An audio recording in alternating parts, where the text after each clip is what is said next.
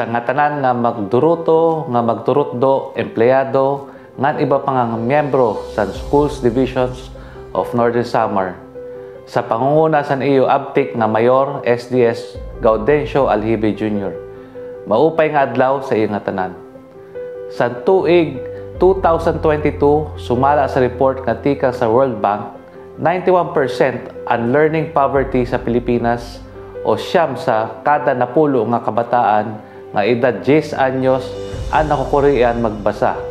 Maara po nga kamo mismo nga magturutdo ang nakapansin sini nga problema nga nakakaapekto liwat sa ato mga kabataan nga Nortehanon. Lain sa rason nga nagkayaon sin pandemya, ada lagyapon ang aton kakulangan sa mga magturutdo ngan pasilidades sa ato mga eskwelahan. Pero maaram po liwat kit na diri ta pwede pabayaan na tubtub nila dida ang ato mga kabataan.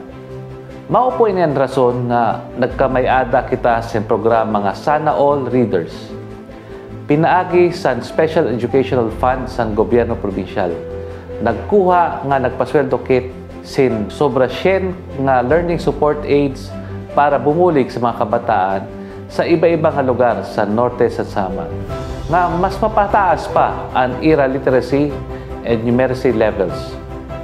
Sa liwat nga issue sa sektor sa edukasyon, ang kakulangan sin magturutdo sa senior high school. Tungod po sini, nagkuha po liwat sin sobra 100 nga provincial paid teachers para makabulig sa ato mga eskwelahan ngan mga kabataan nga grades 11 ngan 12. Ini nga programa kadugang po sa padayon nga paningkamot sa gobyerno probinsyal nga makapagpatindog sin additional nga mga classrooms para magamit sa formal schools nga alternative learning system o ALS.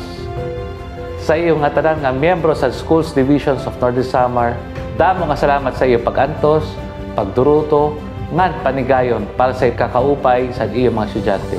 Otro, maupay nga adlaw, ngan padayon nga kuswagan sa ato nga tanan.